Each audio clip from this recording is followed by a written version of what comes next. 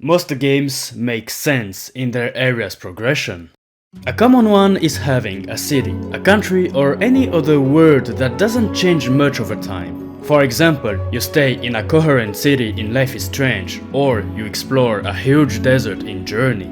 And a lot of different progressions exist, like the maps in Chants of Sennaar change because of the people who are living there. They have different social classes. Higher you are, more important the people are. Or like Undertale, that has a huge world that doesn't seem to follow a logical order between areas. I mean, you go from snow area, to rivers area, to fire area? It's a little bit strange, right? But you can see the maps as the representation of the emotions of main characters you will have to fight.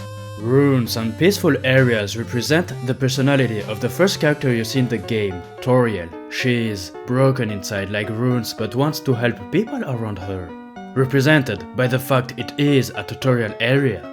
And others work too. Snowdin represents the crazy and very optimistic personality of Papyrus, that can be imagined as a cold place but with everyone that looks happy. Waterfall for the mysterious character of Undyne, Hotland for the very expressive personality of Alphys. Anyway, I think you got what I mean. There are different ways to show areas, and they can have different meanings. But we will focus about two progressions I explained earlier. Areas can progress and have sense with the story of the game, or they can progress to represent something more psychological. And what if a game could do both? Differences of maps by the story of the game, but also differences to represent something.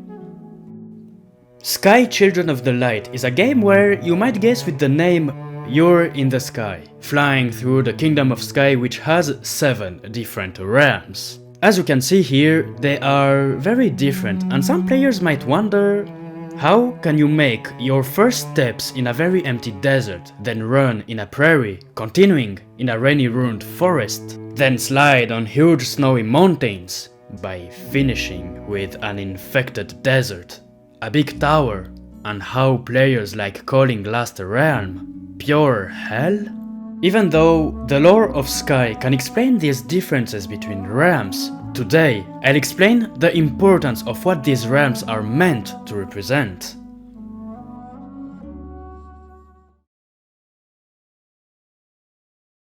You are born. Probably one of the most beautiful things in our world. I won't say being a baby is hard or easy, it's confusing. Babies are curious. They wanna know things, anything. They're curious about everything, and the world seems so big to them. They are still so young, and they have no idea what will happen to them. The first realm of Sky, called Isle of Dawn, represents this version of life so well, a huge and mysterious desert. When you're in that desert, you feel like a newborn, having a lot of questions about this world, wondering what's next. And the emotes you can get in that realm, emotes from spirits in the game, are very basic. They represent the first actions you might know as a baby, pointing, asking someone to follow, or simply the no. And there are more representations in this realm. This realm has an elder. In the Sky world, an elder used to be a person who oversaw their people. The elder also has a representation which reflects the perspective of a baby looking at an adult. For them, everyone is simply very old. And the world of Sky, of course, doesn't end here. As a baby, you grow, and now you can begin your real journey.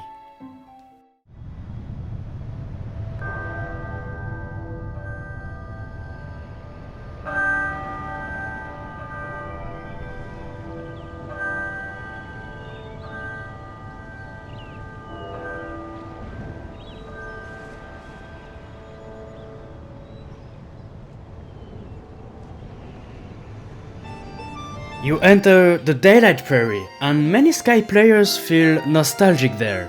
If you have to ask them their favorite realm, there's a good chance you'd get an answer like, "Oh well, Daylight Prairie, it's so beautiful there." And well, yeah, it is, it's so pretty. But is it the real reason why people like it so much? The Daylight Prairie gives almost the same vibe than Ghibli movies. Maybe not this one, but more like Miyazaki's films. Every time you see grass in his movies, you feel so nostalgic about it, because it often reminds you of your childhood. My Neighbor Totoro, Spirited Away, Howl's Moving Castle. Even though you never watched those movies as a kid, they make you feel something. And the creators of Sky, being fans of Ghibli, they got inspiration of that idea of grass reminding people of their childhood to create this realm. You're a kiddo, a child, imagining something fun as a kid is running everywhere on grass. By the way, don't forget to go outside and touch some grass. You'll see, it's fun even today. This realm is meant to make you feel nostalgic through its visuals and the prairie modes that often are funny, childish, with laughing, discovering, playing people. The elder of this realm is a big and round guy, warm, welcoming, the vision of a child of an adult. Big, tired, but always here to play with you.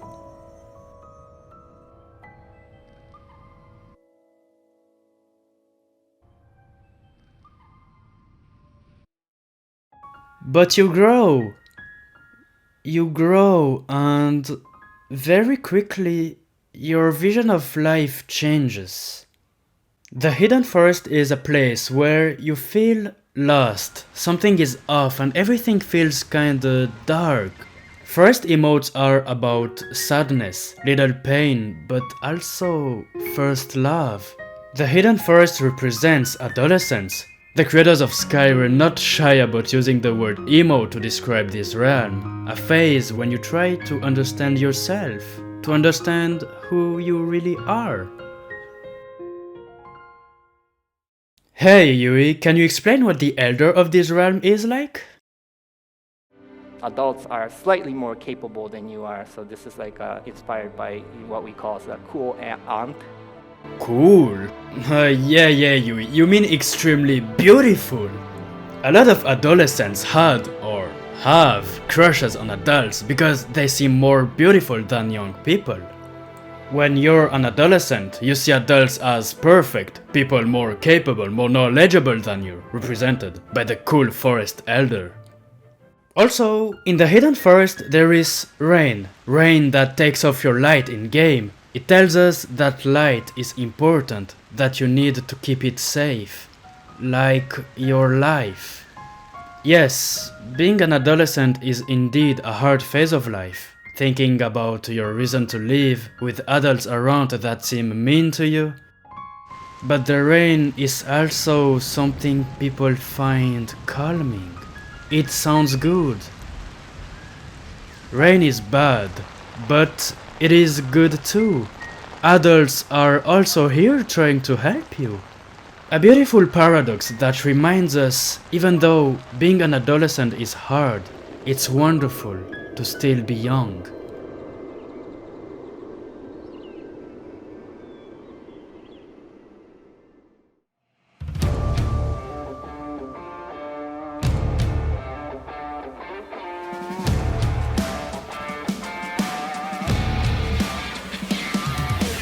And you grow, you become an adult, everything is good for you now. You have self-confidence, you have energy, and you have money. Welcome to the Valley of Triumphs, the peak of life, the highest realm in the mountains with a lot of buildings, towers, and filled with many motivated people.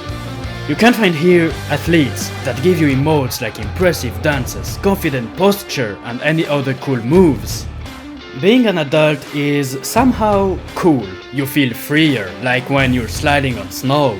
And well, being an adult can also be about competition. It's the only realm with two elders because they represent the competitive environment you're in. The elders are twins who are always competing with each other and they also challenge you to compete. But all that isn't that bad. Wait. Did I say the peak of life?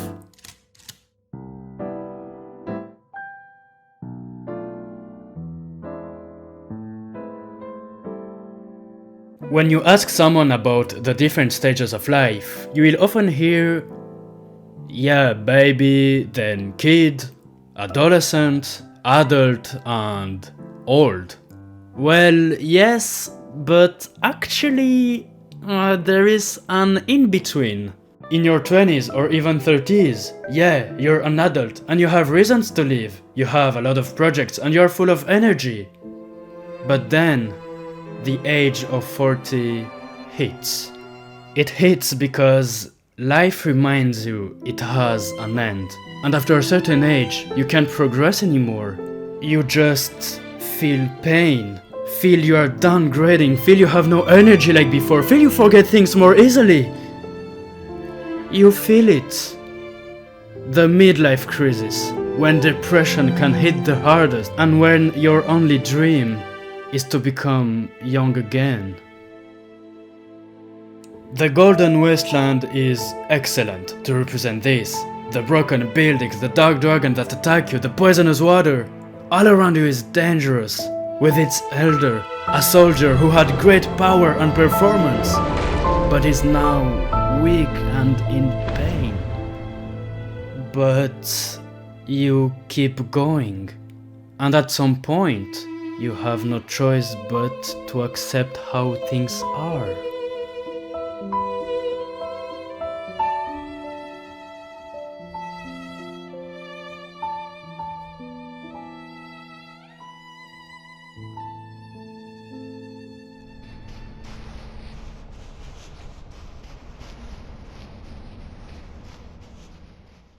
Now you are in the vault of knowledge. Accepting things is more peaceful, isn't it?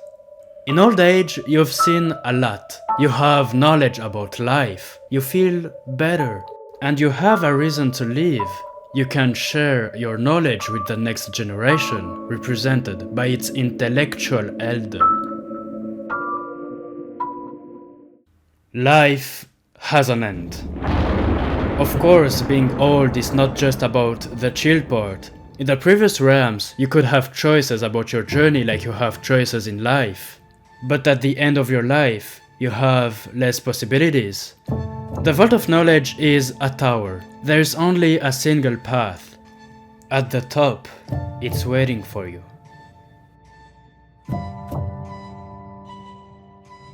You are scared more than ever of the end, of you not existing anymore in the world.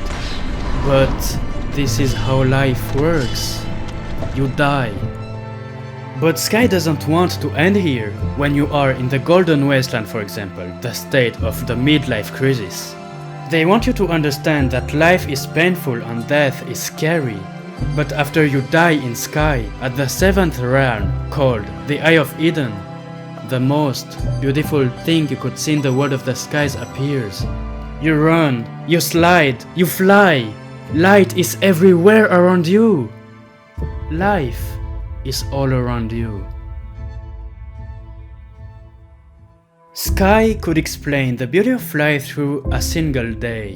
When you are born at dawn, living your childhood at daylight, wondering why being an adolescent is hard at rain, getting maturity and being at the peak of your life at sunset, being hit by the midlife crisis at dusk, accepting getting old at night, and dying at the storm. The game Sky isn't here to say, yeah, life is pain. The game wants you to show that life is life.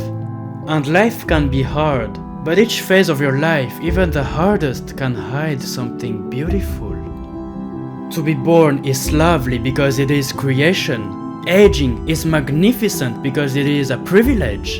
And death is part of the life cycle. It is what makes life so unique. Death is beautiful in its way of creating a wonderful life.